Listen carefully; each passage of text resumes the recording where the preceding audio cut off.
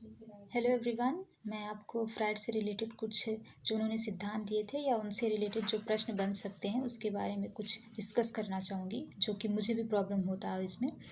तो फ्राइड ने सबसे पहले मन के बारे में बोला था। उन्होंने मन की 3 अवस्थाएं बताई थी: चेतन मन, अचेतन मन, चेतन मन, अचेतन मन और अर्धचेतन मन। तो चेतन मन की उन्होंने बताया था कि जो चैतन्य अवस्था में हो, मतलब जो वर्तमान में हो।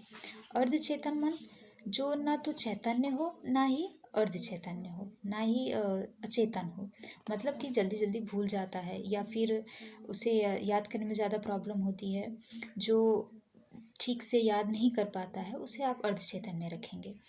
और अचेतन मन जो कि पास्ट में हो, जो वर्तमान में ना हो, उसे आप अर्धचेतन मन कह सकते हैं। फ्राइड ने एक स्टेटमेंट दिया था इसी से रिलेटेड कि आप मन की तुलना समुद्र में तैरते हुए एक हिमखंड से कर सकते हैं।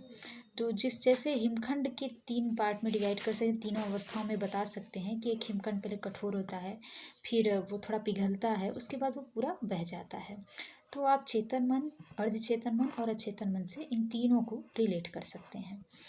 और फिर उन्होंने मानव संरचना के अनुसार फ्राइड ने ही बताया कि 3 अभिन्न अंग हैं इसके, जिसे आप इड, ईगो और सुपर ईगो बोल सकते हैं। हिंदी में इसे इदम, अहम और पराहम कहा जाता है। तो तीनों अवस्थाओं से भी इसे हम जोड़ते हैं कि इड मतलब इदम, इसे आप शैशवावस्था से जोड़ सकते हैं। इदम के बाद आता है अहम, जिसे हम ईगो कहते हैं, ये बाल्यावस्था से जोड़ सकते हैं। फिर आता है सुपर ईगो, जिसे हम इदम, अहम और पराहम, इसे हम पराहम कहेंगे। तो अब इसमें फ्राइड ने बताया कि इदम हमें शैशवावस्था में पाया जाता है, और शैशवावस्था में कामुकता की भावना यानी प्रवृत्ति पाई जाती है, जिसे उन्होंने लिबिडो का नाम दिया था, जिसे उन्होंने मनोविश्लेषणात्मक सिद्धांत में ये बताया था।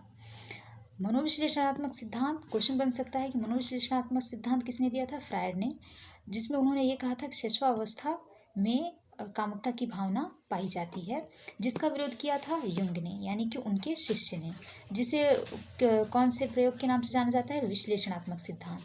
2 चीज़ें हैं, मनोविश्लेषणात्मक फ्राइड ने दिया, विश्लेषणात्मक सिद्धांत युंग ने दिया।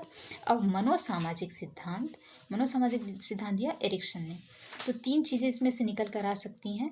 लिबिडो, जो लिबिडो जिसे कामुकता की भावना कहा जाता है फ्राइड के द्वारा। फ्राइड ने ही बोला था कि काम शक्ति शैशवावस्था में पाई जाती है, जिसका विरोध किया था युंग ने। तो इन दोनों ने विश्लेषणात्मक और मनोविश्लेषणात्मक सिद्धांत दिए थे।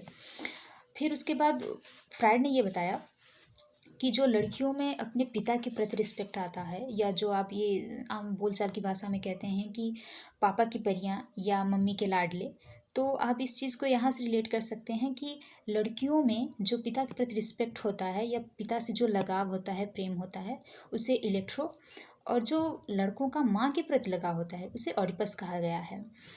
उसके बाद फ्राइड ने 2 मूल प्रवृत्तियाँ बताई हैं, जीवन मूल प्रवृत्ति और मृत्यु मूल प्रवृत्ति, जिसमें जीवन मृत्यु प्रवृत्ति आ गया और इसमें मरना आ गया।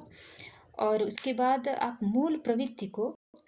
मूल प्रवृत्ति आता है आपका जर्मनी भाषा से लिया गया है, इसे ट्राइस कहा गया है जर्मनी में। मूल प्रवृत्ति के जनक कहे जाते हैं मैकडूगल।